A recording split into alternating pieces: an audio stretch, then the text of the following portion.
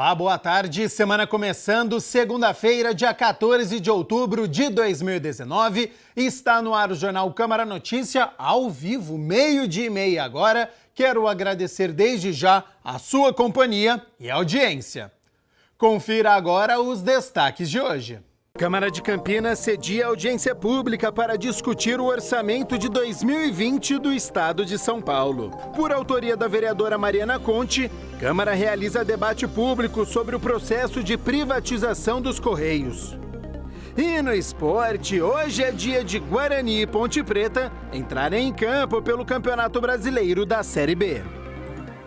E tem ainda os quadros de educação, de saúde, mas primeiro as informações do Legislativo, porque hoje é dia da reunião ordinária de número 61. Confira agora as votações dos projetos. O item 1 é a primeira discussão e votação do projeto de lei de autoria do vereador Pedro Tourinho, que acrescenta parágrafo único ao artigo 1º da Lei nº 12.347, de 1º de setembro de 2005, que obriga que todos os autos de infração de transporte público emitidos pelos fiscais da INDEC, aplicados às empresas permissionárias do transporte coletivo, sejam publicados no Diário Oficial da cidade. Item 2, primeira discussão e votação do projeto de lei complementar de autoria do presidente da Câmara, Marcos Bernardelli, que altera a lei número 3.619, de 25 de outubro de 1967, sobre a instalação de bancas de engraxates. A lei especifica que apenas pessoas com mais de 50 anos podem exercer a profissão. O projeto altera esta lei para que pessoas acima de 18 anos possam exercer a profissão, além de indivíduos com capacidade física reduzida.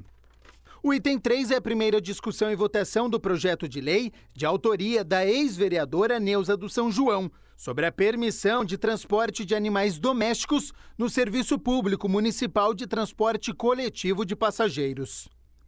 O item 4 é a primeira discussão e votação do projeto de lei de autoria do presidente da Câmara, Marcos Bernardelli, que acresce e altera dispositivos da Lei nº 15.449, de 28 de junho de 2017, para estabelecer o direito de as pessoas com deficiências ou com necessidades especiais serem acompanhadas por cães de assistência que lhes auxiliem em suas deficiências e necessidades.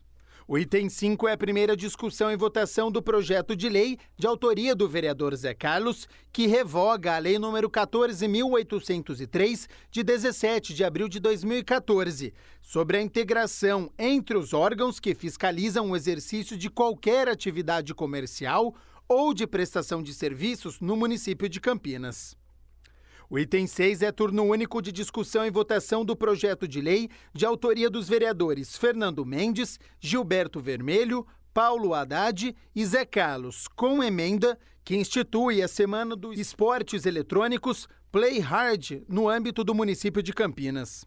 A Semana dos Esportes Eletrônicos Play Hard será comemorada anualmente na segunda semana do mês de junho.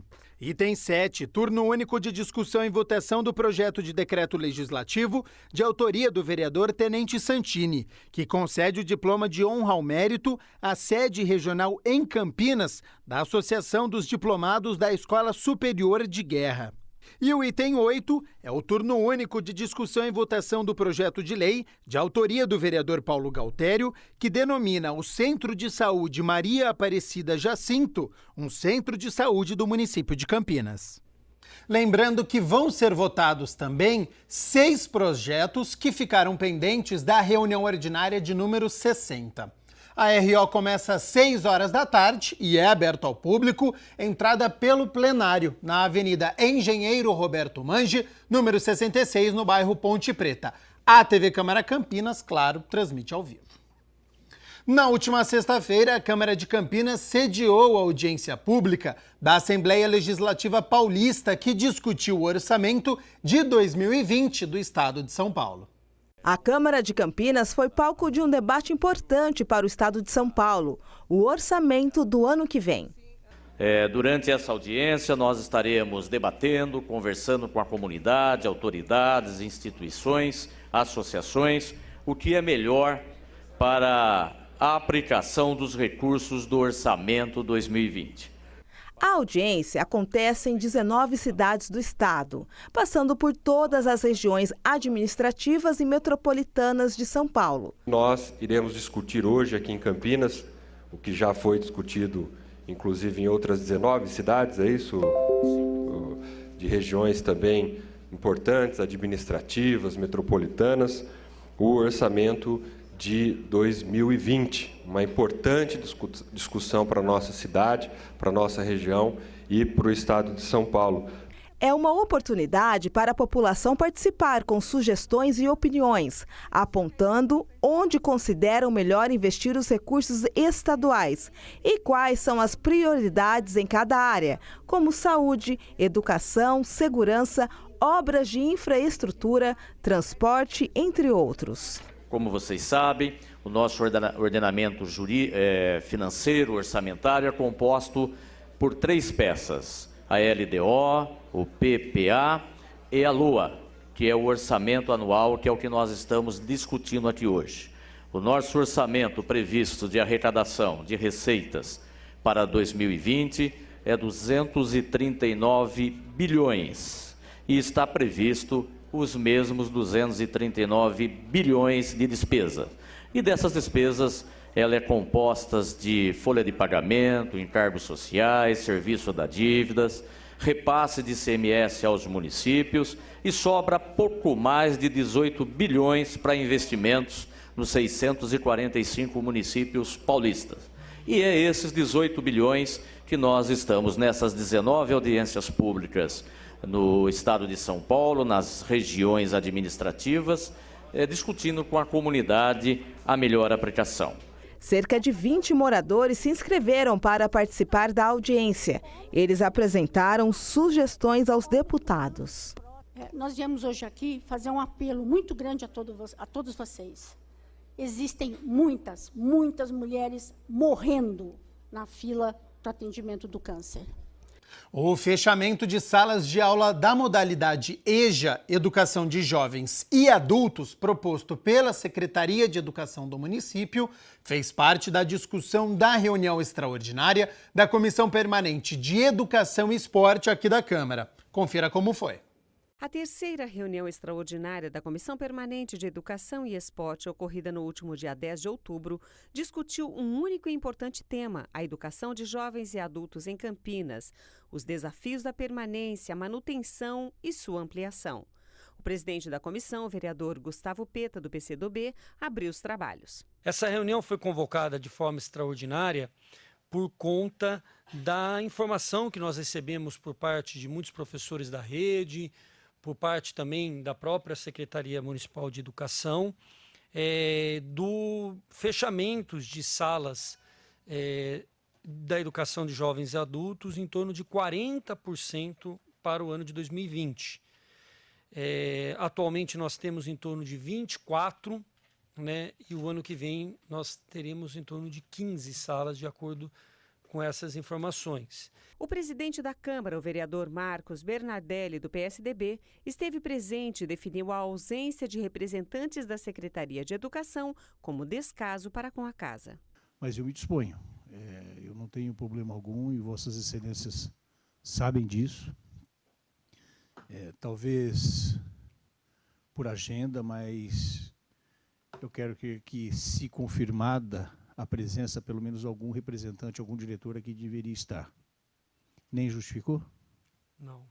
Até o presente momento, não. Né? Eu acho que é um descaso,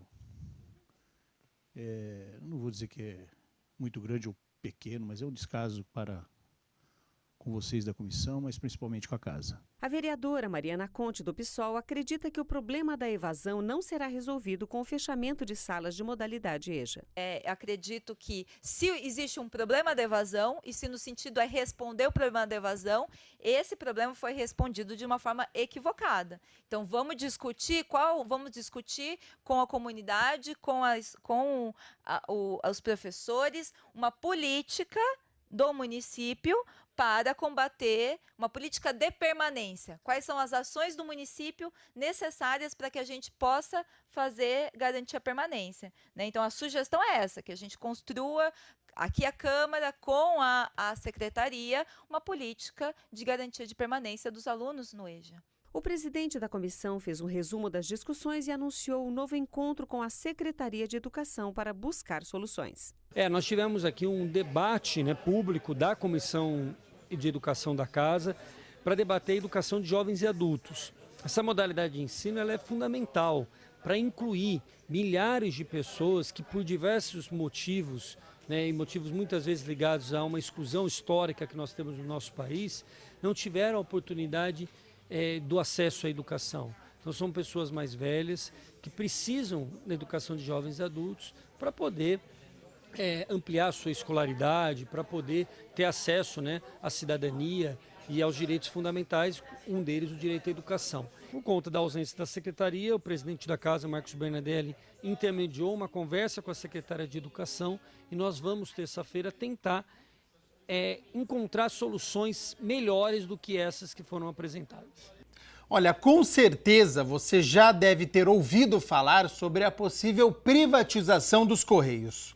O assunto tem gerado bastante discussão e foi tema de uma audiência aqui na Câmara que lotou o plenarinho. A audiência com o tema em defesa dos Correios não há privatização e a demissão dos trabalhadores foi promovida pela vereadora Mariana Conte e aconteceu no plenarinho da Câmara, que ficou lotado com a presença de profissionais da área. Durante a reunião, a parlamentar destacou a necessidade da instituição para a população e o descaso do governo com a empresa. Dialogar com a população que está em casa, que recebe a sua encomenda, que recebe as suas cartas, mas que alguém levou aquela carta no portão daquele trabalhador e aquela pessoa, o carteiro ou a carteira que está levando aquela carta, muitas vezes está com uma mala pesada, está com problema de joelho, está com problema no ombro, né? Tem o problema, por exemplo, da questão dos cachorros, né? Tem que ficar aí sendo atacado por cachorro, né? Tem o problema do adoecimento, da constante variação da temperatura, né? Frio, chuva, muitos casos de pneumonia. Quer dizer, a gente sabe que tudo isso impacta na vida do trabalhador e que esse processo de precarização, quando o trabalhador tem que fazer a dobra, tem que pegar um território ou mais acima do que era aquilo previsto. Tudo isso impacta no corpo e na saúde do trabalhador. Fez parte da mesa de debates Luiz Aparecido de Moraes, coordenador-geral do Sindicato dos Trabalhadores dos Correios de Campinas e região. Ele e os demais convidados falaram da importância da instituição e das dificuldades existentes hoje. A empresa, o que ela fez? Ela vem sucateando, acabando com a qualidade do serviço. Hoje, as entregas, elas são feitas de formas alternadas. A gente está em todos os municípios do país. Dentre as instituições públicas, o Correios figura entre as que gozam de maior confiança da população. Os jovens vereadores eleitos para a 4ª edição do Parlamento Jovem tiveram a última aula sobre o funcionamento do Legislativo. A cerimônia de posse acontece amanhã. No 4º encontro de formação, realizado na última quinta-feira, os jovens vereadores eleitos para a 4ª edição do Parlamento Jovem da Câmara Municipal de Campinas tiveram uma aula sobre o funcionamento das reuniões plenárias. Os estudantes puderam acompanhar no telão do plenário a dinâmica dos trabalhos do Parlamento Campineiro. Depois, esclareceram dúvidas relacionadas aos processos legislativos. A procuradora da Casa, Rafaela Barbosa, disse que o Parlamento Jovem segue a mesma estrutura do oficial, mas com algumas adaptações. Se vocês perceberem no vídeo, tem parecer das comissões, não é mesmo? Aqui no Parlamento Jovem, a gente não tem essas comissões. Simplesmente por uma questão de tempo. A gente teve que fazer uma simplificação do nosso regimento interno. Mas, assim, a estrutura é a mesma, mas tem diferença de tempo, por exemplo. Até aqui o Bernadelli pergunta, né, quanto tempo para discutir o projeto? 10 minutos. Aqui vocês vão ver que cada um de vocês, quem for autor, vai ter até 4 minutos. Mas são adaptações que foram feitas, mas que, enfim, a ideia é manter a dinâmica da reunião plenária mesmo. Além da palestra com informações gerais, a aula ainda contou com uma visita às instalações da Câmara. A cerimônia de posse e a diplomação dos jovens vereadores está programada para acontecer nesta terça-feira, às 8h30 da manhã, no plenário da Câmara. Vamos para um rápido intervalo e na volta, vereador Luiz Cirilo entrega diploma de mérito empresarial, tem o quadro de saúde sobre leite materno, quadro de educação com o Congresso Brasileiro dos Poetas e o esporte da cidade com os jogos de hoje de Guarani e Ponte Preta. Não saia daí.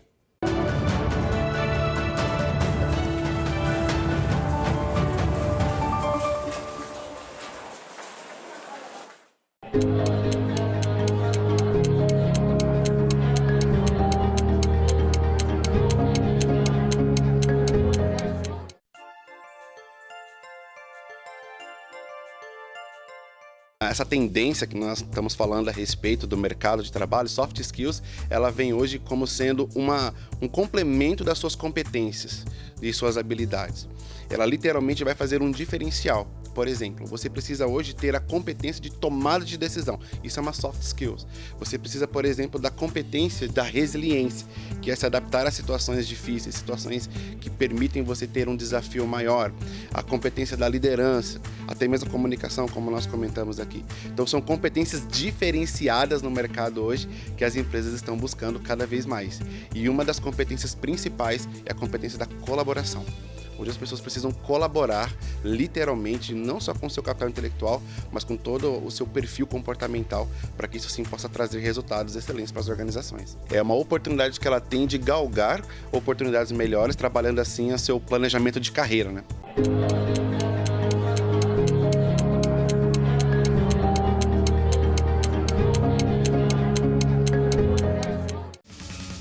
Convulsões ou aparecimento recente de alterações na visão, na fala ou no andar podem ser sintomas do câncer. Fique atento a esses sinais e leve seu filho ao pediatra imediatamente para uma consulta. Lembre-se, na cura do câncer infanto-juvenil, quanto mais cedo, melhor.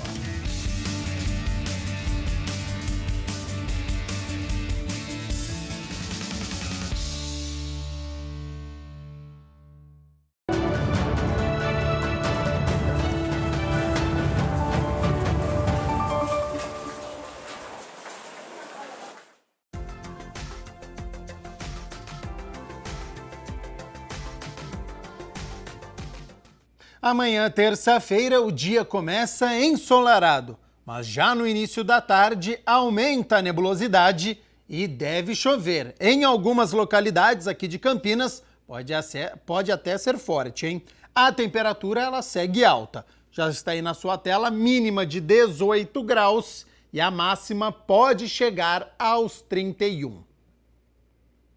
Agora sim entrando, mínima de 18 e máxima de 31 graus. Sol entre nuvens e chuva à tarde.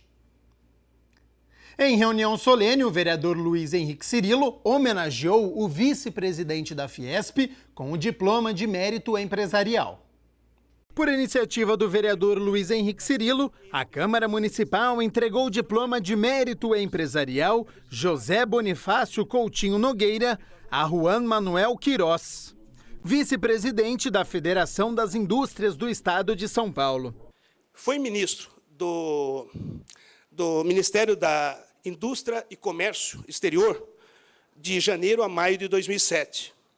A partir de junho de 2007, ele voltou à sua vida empresarial, se tornando um dos vice-presidentes da Fiesp. Em 2013, o presidente nacional da LIDE, João Dória, convidou o Juan para criarem aqui em Campinas a LIDE Campinas e Região, que inicialmente foi presidida pelo Juan Queiroz. Em 2015, ele foi convidado pelo governador do Estado de São Paulo, Geraldo Alckmin, a assumir a Agência de Desenvolvimento Invest São Paulo. E também foi conselheiro do SEBRAE estadual. O homenageado é empresário formado em engenharia industrial pela MIT nos Estados Unidos.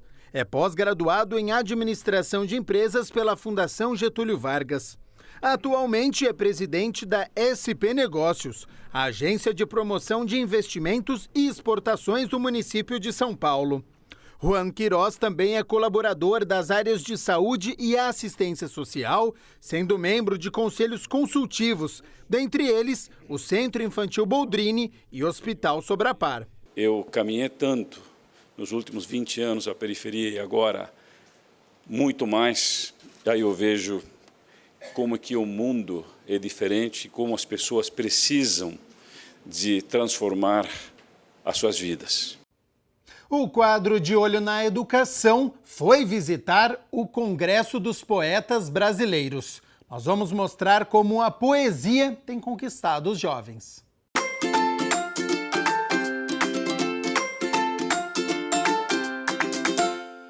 Olá, hoje o quadro De Olho na Educação está aqui na biblioteca junto com a criançada. É que a gente vai falar de poesia e mostrar uma das atividades do Congresso de Poetas. A poesia chegou bem pertinho deles. A gente, na minha escola, a gente gosta muito, sabe, de ficar rimando, falando coisas bonitas. Aí a gente se inspira nisso.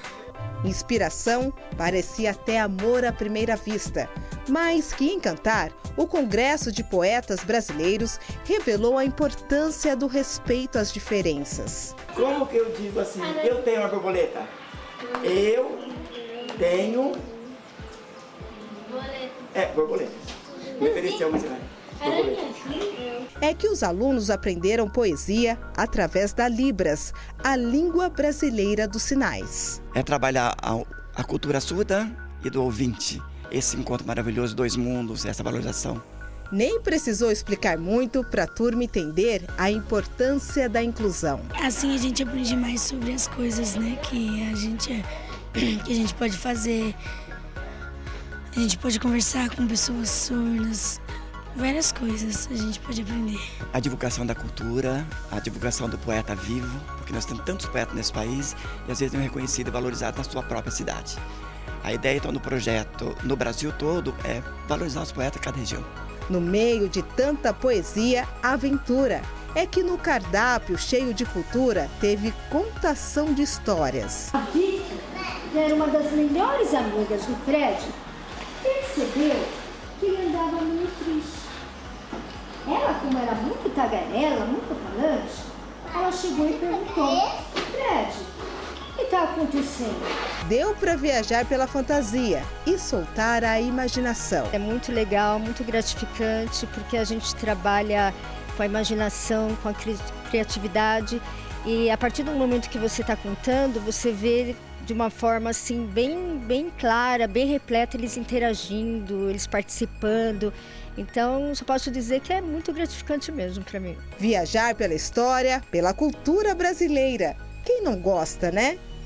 Eu tô achando bom. A história até que faz algumas imaginações, deixa você imaginar, entrar num outro mundo e você nem acaba pensando nas coisas que tá em volta.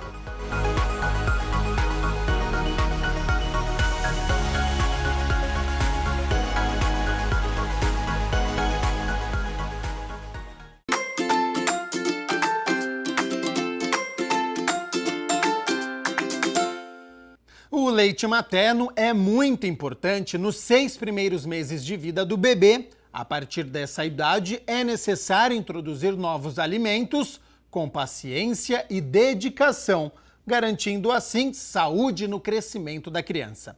No quadro Saúde Agora, uma pediatra ensina o que fazer nesse primeiro passo.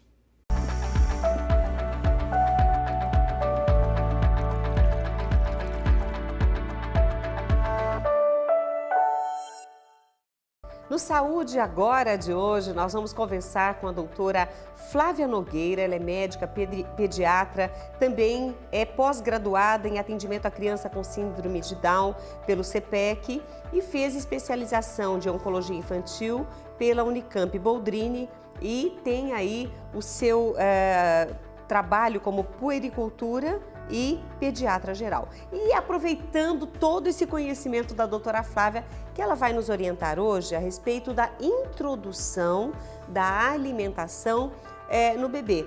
A idade, né, o tempo que o bebê tem que ter para entrar essa alimentação no seu organismo e de que forma. Então, vamos aprender com a doutora Flávia.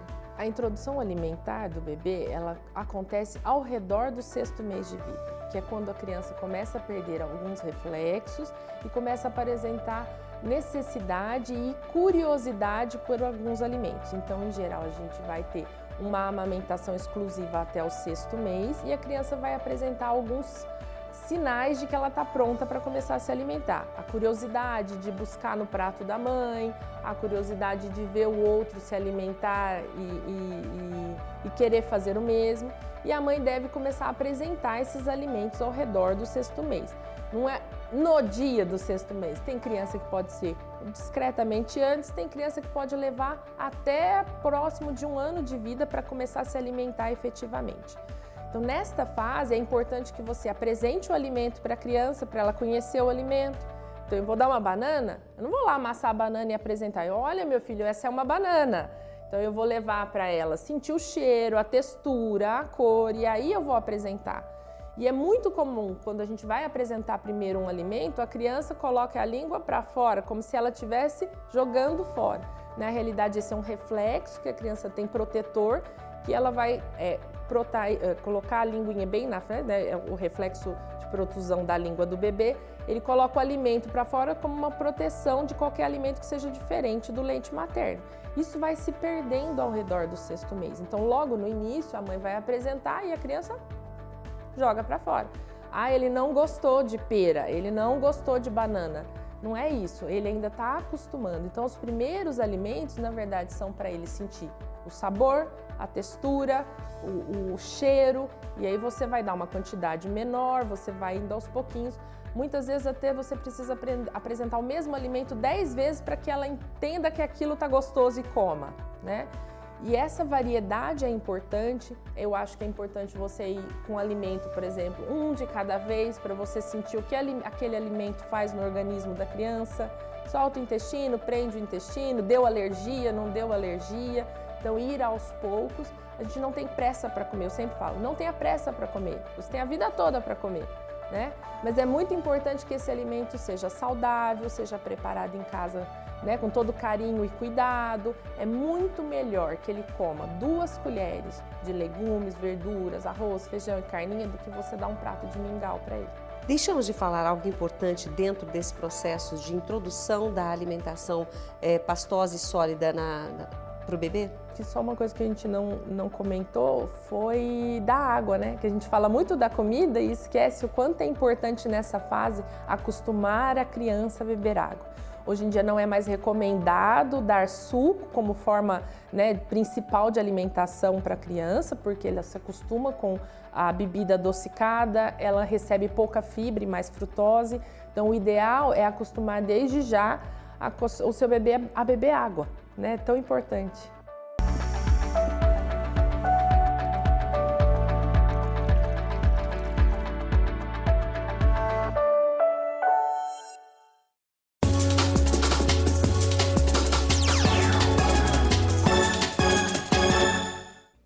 Na sexta-feira, a Ponte Preta foi a Barueri e ficou no empate com o Oeste em 1-1. Já o Guarani recebeu o CRB aqui em Campinas e venceu por 1-0. Hoje as duas equipes já entram em campo de novo. Hoje, às 8 horas da noite, novamente no Estádio Brinco de Ouro, o Guarani recebe o Botafogo de Ribeirão Preto. A equipe vem de vitória por 1-0 sobre o CRB. O técnico Thiago Carpini para esta noite não pode contar com o meia Arthur Rezende, suspenso. Felipe Cirne é o favorito para assumir uma vaga no meio-campo. Uma vitória pode livrar de vez o Bugre do fantasma do rebaixamento. No mesmo horário, a Ponte Preta vai a Goiânia enfrentar o Atlético. A Macaca empatou em 1-1 com o Oeste e, se quiser continuar sonhando com o acesso, precisa da vitória diante de um adversário que está na 3ª colocação. O atacante Vico está suspenso pelo 3º cartão amarelo. No entanto, Renato Cajá, poupado na última rodada, retorna. Roger, a esperança dos gols, está confirmado. Artilheiro da Macaca com 10 gols na competição. São 2 jogos complicadíssimos. O Guarani, por jogar em casa, tem um pequeno favoritismo, mas enfrenta uma equipe que está à frente na tabela, brigando pelo G4. E a Ponte vem oscilando bastante na competição. Se quiser manter perto o G4, precisa da vitória. Amanhã a gente conta o resultado dessas duas partidas. E antes de encerrar, uma notícia boa, vamos ao vôlei. O Renata venceu no ginásio do Taquaral a equipe de São Judas e está na semifinal do Campeonato Paulista. Enfrenta agora a equipe de Itapetininga. Como fez melhor campanha, decide o duelo em casa, aqui em Campinas. O Jornal Câmara Notícia fica por aqui. Lembrando que às 10 horas da noite, após a reunião ordinária de número 61, você confere as principais notícias do dia. Eu volto amanhã ao 12:30, ao vivo, hein? Até lá. Tchau, tchau.